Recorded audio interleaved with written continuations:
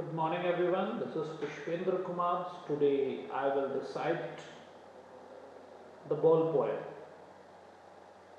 from class 10th, first flight book. A boy loses a ball. He is very upset. A ball does not cost much, nor is it difficult to buy another one. Why then is the boy so upset? Read the poem to see what the poet thinks has been lost and what the boy has to learn from the experience of losing something. ये एक ऐसे बच्चे की कहानी है जिसमें एक बच्चा अपनी बॉल को खो देता है. A boy loses a ball. एक बच्चा अपनी बॉल को खो देता है जिस वजह से वो बहुत अपसेट हो जाता है, क्योंकि जैसा कि हम भी जानते हैं कि एक छोटे बच्चे के लिए उसके खेलने के सामान की कितनी अहमियत होती है. A ball doesn't cost much.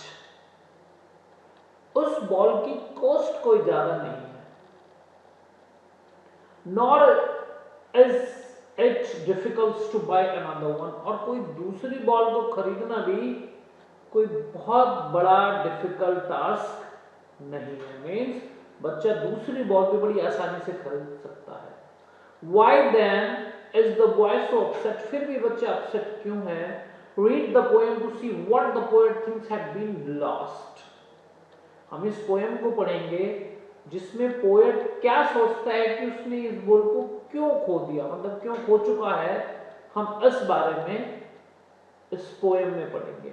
And what the boy had to learn from the experience of losing something. जैसे कि हम जानते हैं कि ह्यूमन टेंडेंसी होती है कि जब हम किसी चीज को खो देते हैं तो हम उसके बारे में बहुत ज्यादा सोचने लगते हैं. तो जो हमारे पोएट हैं जॉन बैरमैन,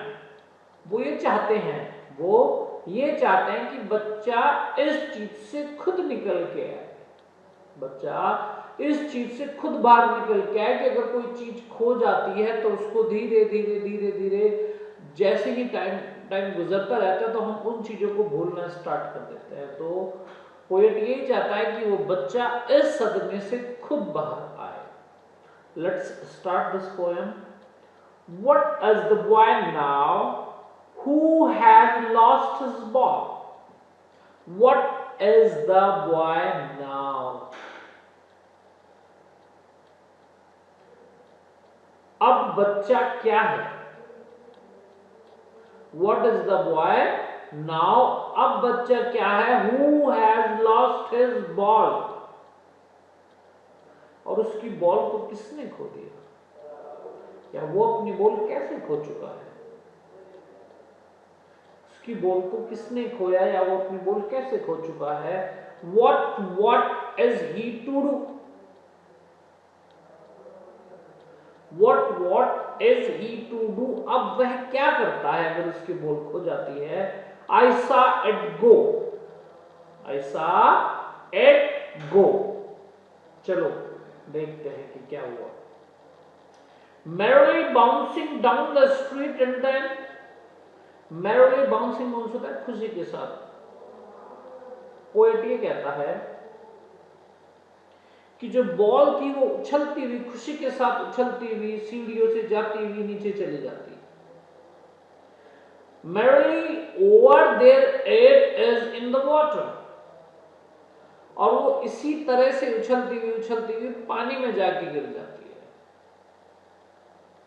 वो बॉल उछलती हुई सीढ़ियों के सहारे नीचे जाकर पानी में गिर जाती है. ठीक है. Merrily over, जो खुशी से झूम रही थी वो सब खत्म हो जाती है.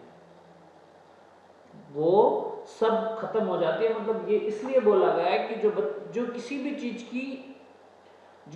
की जो उपेक्षा होती है वो जब अगर स्टार्ट होती है तो उसको एंड भी होना पड़ता है। तो वो बच्चा बहुत खुश था जब बॉल को उछलता हुआ देख रहा था, बट उसके बाद जब उसके बाद वो बॉल पानी में गिर जाती है तो उसकी सारी इच्छाएं वहीं पे खत्म हो जाती है। No use to say oh there are other ball, no use to say oh there are other balls. No use to say, मैं उसको नहीं कहना चाहता, मैं उसको नहीं कहना चाहता ओ देयर आर अदर बॉल्स की और भी बॉल्स है। मीन्स कि आप किसी दूसरी बॉल को भी इजीली अरेंज कर सकते हो। मैं ये बात नहीं बोलना चाहता, अगर मैं ये बात बोल दूंगा उससे तो वो अपने जीवन में किसी भी चीज को खोने की परेशानी को कभी फेस नहीं कर पाएगा। वो किसी भी चीज को खोने की परेशानी को फेस नहीं कर पाएगा। As he strength rigid travelling staring down, travelling means कांपना, रिजिड कठोर, स्टारिंग मीन्स घूमना। स्टारिंग मीन्स क्या होता है? घूरना। तो वो बच्चा वहीं पे खड़ा हो जाता है जब उसकी बॉल पानी में गिर जाती है, जैसे just upper line, and ultimate shaking grip fix the boy. जैसे ही उसकी बॉल पानी में गिरती है, and ultimate shaking grip means शोक, किसी चीज को लेके परेशान होना, दुख व्यक्त करना। And ultimate shaking grip fix the boy. तो जो दुख है, जो उस बच्चे को बॉल खोने का दुख है, जो उस बच्चे को बॉल खोने का दुख है, वो उसको घेर लेता है, वो उसको घेर लेता है। उस वजह से बच्चा जहां पर खड़ा है वो वहां पर खड़े का खड़ा रह जाता है, कांपने लगता है, और वो जहां पे उसकी बॉल गिरी थी वहां पर वो घूरने लगता है उस जगह को। All his young days into the harbour where, all his young days into the harbor। वो ये कहता है कि उसके लिए उस लड़के के लिए वो दिन एक तालाब के जैसे था। वो तालाब जिसमें उसकी सारी खुशियां चली जाती हैं। वो बहुत खुश था इस चीज को लेके कि मेरे पास बॉल है, पर उसकी बॉल जब पानी में गिर जाती है तो उसकी सारी खुशियां उस बॉल के साथ समा जाती हैं पानी में। His ball went, उसकी बॉल अंदर चली जाती है। I would not intrude on him, I would not intrude on him। Introduce means होता है here to enter a situation where one is not welcome। एक ऐसी सिचुएशन जिसको कोई भी वेलकम करना पसंद नहीं करता। I would not intrude on him। उसकी बॉल चली जाती है तो ऐसा नहीं है कि मैं या वो बच्चा उस चीज को एक्सेप्ट नहीं कर रहा, और मैं भी उस चीज को वेलकम नहीं कर रहा हूं उसके लिए। Adult, another boy is worthless now, he senses first responsibility। Adult it means tension, जैसे हमारे यहाँ रुपया होता है वैसे यूएस में tension is equals to a dollar. Another ball means 10 cent में बच्चा एक दूसरी बॉल को परचेज कर सकता है। इज वर्थलेस, वो बेकार है। क्यों? वो इसलिए बेकार है क्योंकि वो फिर कभी अपनी लाइफ में जब अलग अलग कंडीशंस को जब कभी फेस करेगा, अलग अलग कंडीशंस को जब कभी वो फेस करेगा तो वो उनसे कभी बाहर नहीं निकल के आएगा। इंसान चीजों को खोता है, चीजों को इंसान खोने के बाद अगर वो सिर्फ उसी में उलझा रह जाता है तो उसकी जिंदगी रुक सी जाती है। तो पोएट ये कहता है कि अगर बच्चे ने वो चीजें खो दी हैं तो बच्चा उस सदमे से बाहर आए।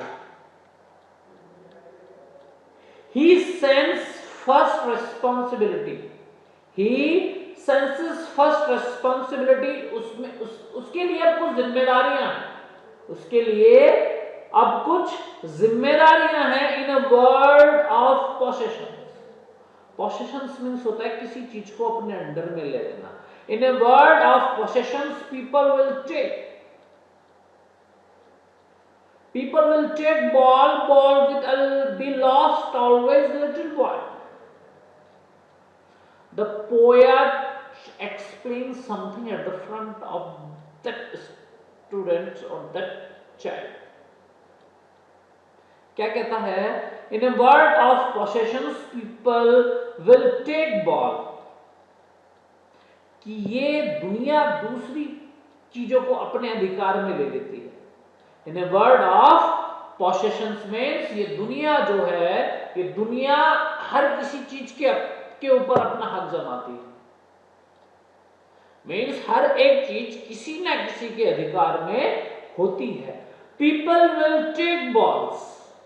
जो लोग होते हैं, जो इंसान है इस दुनिया में, वो आपकी बॉल ले लेंगे, वो आपकी बॉल ले लेंगे। इसमें पोएट ये कहना चाहता है कि आपके पास जो चीज है उस पे किसी ना किसी का एक दिन अधिकार होना है। And no one buy a ball back, and no one buys a ball back. तुमसे कोई वो बॉल वापस नहीं खरीदेगा। Money is external. पोएट ये कहता है कि जो मनी होती है वो एक्सटर्नल होती है। आप चीजें खरीद सकते हो पर सुख नहीं पा सकते। आपके पास एक बॉल है, ball you can purchase from the shop, but उसका जो मेरे बाउंसिंग है, जब उसको वो छोटा बच्चा देखता है, वो खुश होता है जब बॉल उछल रही होती है, उसको आप पैसे से नहीं खरीद सकते। And he is learning well behind his desperate eyes. Desperate means होता है होपलेस, किसी चीज को पाने की उम्मीद छोड़ देना। He is learning, वह सीख रहा है, well behind his desperate eye, वह चीजों को सीख रहा है। चीजों को सीख मीन्स उस दुख से वो बाहर निकल के आ रहा है, क्योंकि इसको ये पता है कि जो चीज चली गई है वो वापस नहीं आएगी।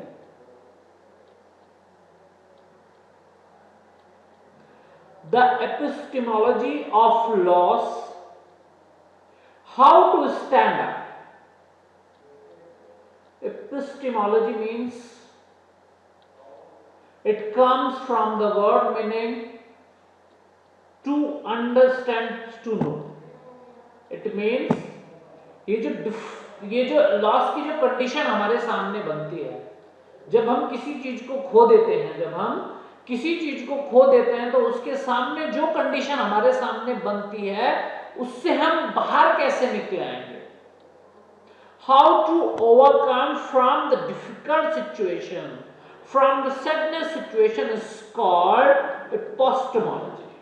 It's called epistemology. जब चीज हम कोई खो देते हैं, कुछ दिनों बाद फिर हम नॉर्मल कंडीशन में आते हैं, तो एक सैडनेस कंडीशन से बाहर आने के लिए, एक सैडनेस कंडीशन से बाहर आने के लिए जितना हमें टाइम लगता है, उस टाइम पीरियड में हम उन चीजों को भूलना स्टार्ट कर देते हैं। हाउ टू स्टैंड अप, और वापस वो बच्चा उस सिचुएशन में जाके खड़ा होता है। जो चीजें उसने खोई हैं, जो चीजें उसने खोई हैं, वो उन चीजों को दोबारा से पाना चाहता है, उस सिचुएशन को दोबारा से पाना चाहता है जो सिचुएशन वो खो चुका है।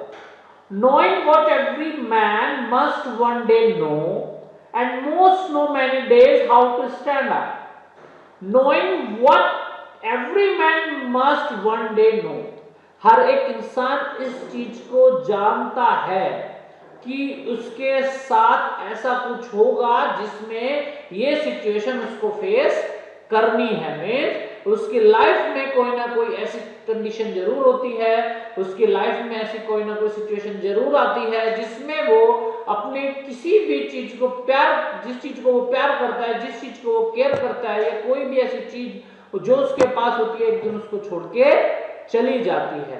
And most know many days, and most know many days how to stand up, और बहुत सारे लोग इस चीज को जानते हैं कि वापस बाउंस बैक कैसे करना है, मीन्स वापस हमें उस कंडीशन में कैसे आना है।